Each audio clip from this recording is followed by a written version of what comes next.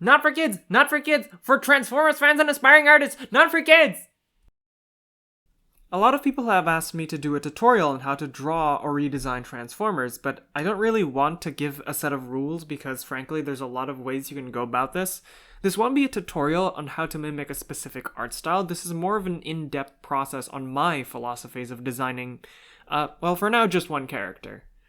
Before we start, my main advice is always to practice drawing basic geometry. I'm talking about learning how to draw cubes, cones, cylinders, pyramids, and all the other basic building blocks for your mech designs. And another thing is to try drawing vehicles. Proportions, geometry, perspective, an understanding of all of these things will help a lot in realizing your vision into a character. And understanding how vehicles look from different angles is no exception. I won't go in depth into that. There are a lot of tutorials on how you can achieve this understanding, but the point I'm trying to make is that understanding these basics will help you create something you're more satisfied with. Don't worry about it too much. I think I've been doing this on and off for at least a decade, so it takes some time. With that out of the way, let's get into the Transformers stuff. So our character is Alpha Bravo. Let's take what we know about the character first before we start picking an alt mode.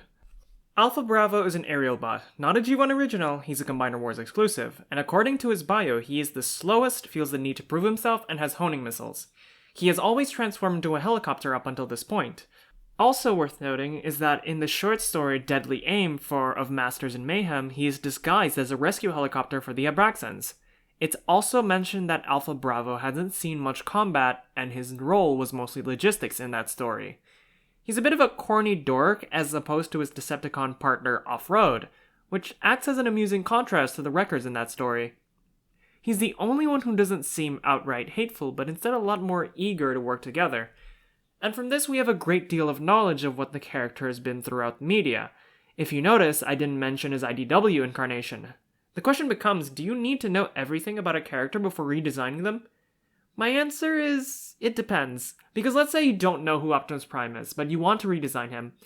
How can you be sure that your take is still Optimus Prime? If you don't know the character, then why bother redesigning them in the first place? You might as well make your own OC by that point. But also, I'm not going to consume every Transformers media to know what Optimus Prime has done. Because there's a lot. So the bottom line to me is to know enough about who you're designing to define them, and from there you know what makes the character to you. You know what traits to keep, erase, alter, or exaggerate. Here I have a rough vision of what the character is going to be like, but not a precise one. My idea is that I want to create a version of Alpha Bravo based on his Deadly Aim incarnation, to keep that corny heroic side of him to contrast with Off-Road. And then I got the idea that I could hint that he's the ancestor of the heroic Beast Wars Silverbolt. The relationship he has with Off-Road even mirrors Silverbolt's relationship with Black Arachnia, and that was the general direction I wanted the character to go. He's a corny heroic rescue worker who sees the best in everyone. Simple, but I'll figure things out as I go. Alpha Bravo has always turned into a helicopter, so then comes the question, do we change it, or does it run the risk of taking away the identity of the character? Sometimes you don't really know until you try. Though, Alpha Bravo being the only helicopter aerial bot does add to his identity, and turning him to another jet would be pretty lame. Then comes the question, what kind of helicopter should he be? When doing research, it helps to know the character of the vehicles. I picked 3 vehicles. The AW169, the Eurocopter EC135, and the Kawasaki Vertol KV107. Eventually I nixed the AW169 because it wasn't a vehicle made before 2007, and my friends Eppa and Thrash suggested I use the EC135 for blades. That left the Kawasaki Vertol KV107 too, which was a tandem rotor helicopter and could work pretty well for Alpha Bravo. This isn't his original alt mode, but I figured that he could stand out more considering he's going to be in the same story as Blades, who's a regular helicopter. Though sometimes you can kind of regret not choosing more fitting alt modes. As I was writing this part of the script, I learned about the Augusta Westland AW139, which seemed like the perfect shape for Alpha Bravo, and I could have saved the dual rotor helicopter for an obscure character like Searchlight. Either way, what's past is past.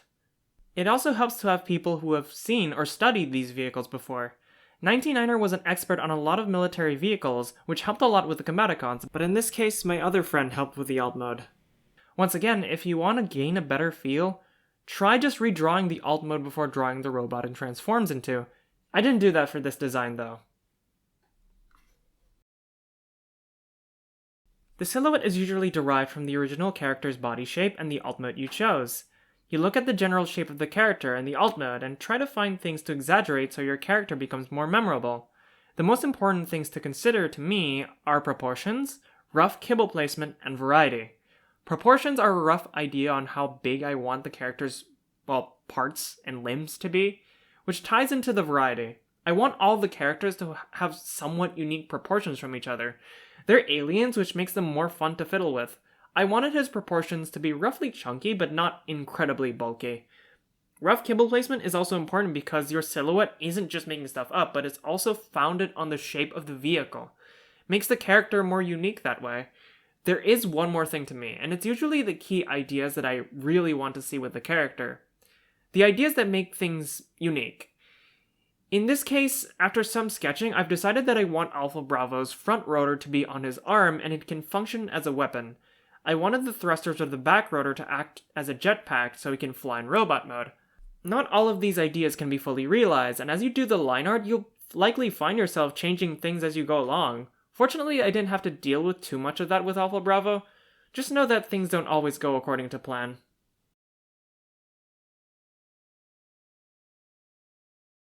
So as you can see from the silhouette, there's a rough idea on how Alpha Bravo transforms here. Some people go out of their way to label the parts that they transform into, some people don't consider it at all.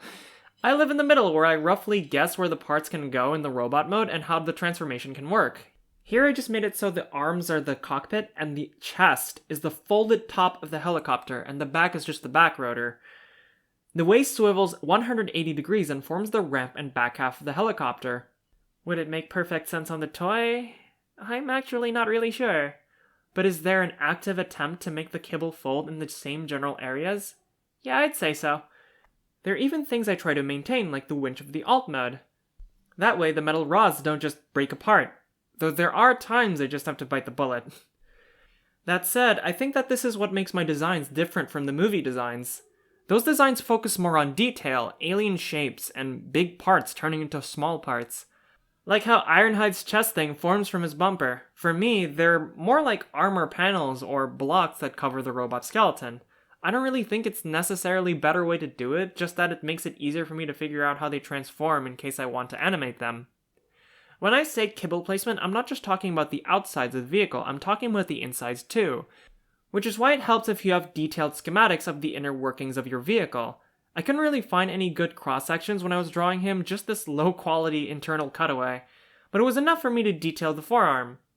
You can also learn how the interiors work to roughly guess how they'll look in robot mode. I try to make every detail meaningful. They either serve the character's vibe, are derived from the details of the vehicle, or they serve a specific and explainable function.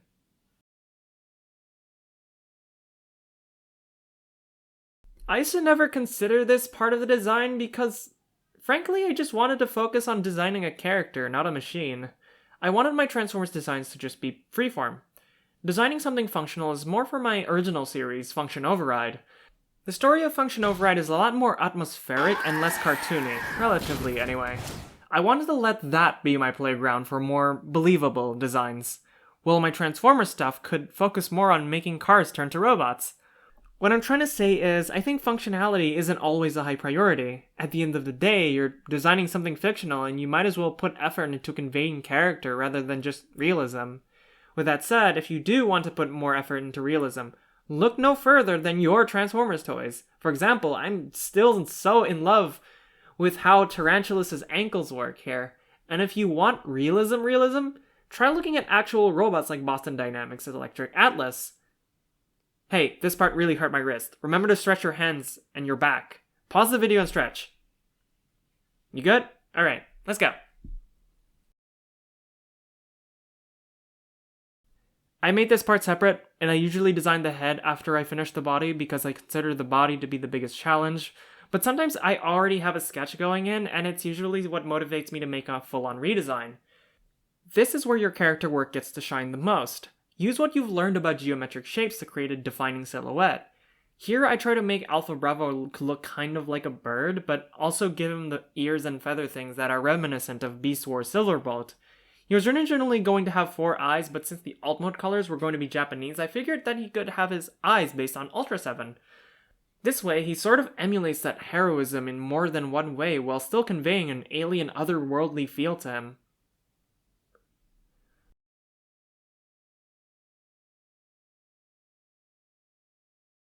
The colors here are lucky because the original alt mode's colors were already pretty good for Alpha Bravo, but there are times when you don't really have that. I do this with a lot of my designs actually, because I do think that it's important to convey a character rather than just copy what the alt mode looks like. Here I figured the yellow, white, and blue already gave Alpha Bravo a bright feel that suited his character. When I do change a vehicle's colors, I think I usually just try to make things based on the source material. And if all else fails, decals are your best friend. Here it's something as simple as an insignia, but we can get more creative.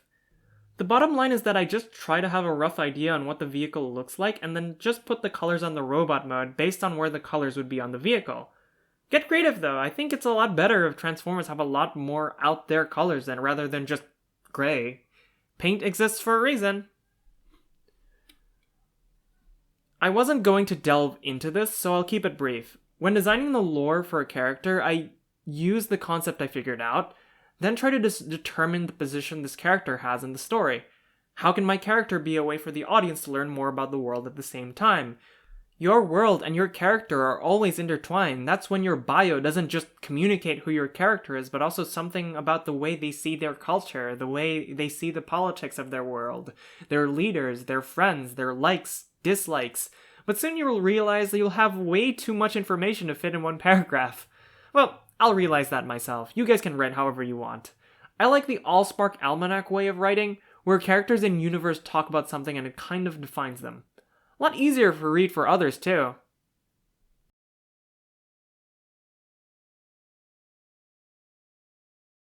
Feedback isn't just something I get after the design is finished. I like sending my progress to different places to ask for opinions. This was of great help with other designs where there was criticism for the choices I've made.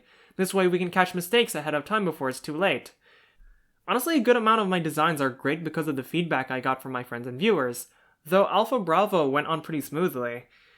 The thing about what defines these characters is that sometimes they can be entirely way off from how they're depicted in previous media, and frankly, that's up to you. But remember that when you're adapting something, you're adding to a conversation, and people can respond and give feedback based on what their interpretations are. It's very case by case when it comes to Transformers because there are just so many characters. For example, a character like Vortex hasn't seen much representation outside G1, Skybound, or Fall of Cybertron, and this gives me a blank canvas to paint. Another character like Swindle, on the other hand, has a personality that resonates with a lot of people. Even so, there are multiple ways to pull him off. He's still that sleazy businessman in a lot of these incarnations, but they're still different. I think something that helps is that you can base off a character's personality from their name. Like how I gave Rampage or Ramjack anger issues, or how Bone Crusher eats everything. Hey, don't worry about getting things wrong. If you really want to bring a vision to life, no one's stopping you. There's some really mean people out here, but you can take the criticism, learn from it, and move on. Transformers is very freeform, so there's a lot of ways you can go about things while still maintaining who the character is. Except for Bulkhead. If you get him wrong, I will fine you and steal your lunch money. Before we wrap this up, I'd like to answer some questions that I haven't addressed in the video, as these more specific questions all deserve an answer. As someone with little drawing skill, is it okay to just recolor and slightly tweak an existing design to create an OC? Yeah, it's fine, as long as you still admit that it's a recolor. There's really no need to feel guilty about it. I mean, that's what's fun about Seekers in the first place. How do you scale the Cybertronians size-wise so they aren't too big but also aren't too small from what their alt modes are? Honestly, I just try to roughly guess. Sometimes I have to adjust the sizes so they fit better with the combiner. I had to make Onslaught bigger so he'd fit as Bruticus' waist. Alpha Bravo here, for example, is pretty big and almost double off-road size because, well, he's a massive helicopter. But it's all rough guesswork as long as it kinda sorta makes sense and I don't have to use mass shifting to justify anything. Just the rough suspension of disbelief. How can I think about creating more dynamic and in-depth poses, since this is a problem I often encounter in my art? A lot of tutorials out there, but try doing poses on basic figures first. Maybe practice drawing from references like Pinterest or sites like Posemaniacs or Figurosity. Again, basic geometry and perspective are your best friends here. How do you find a good mix between alien-like and industrial Kibble-heavy designs? I think I do this by making the alien part mostly in the silhouette. The proportions make them look more cartoony, I guess, and less human. But the detailing keeps that realistic charm.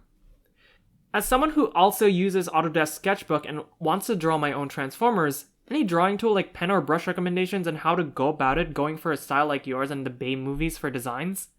The brush I use is just the felt pen, and I adjust the thickness to what I need.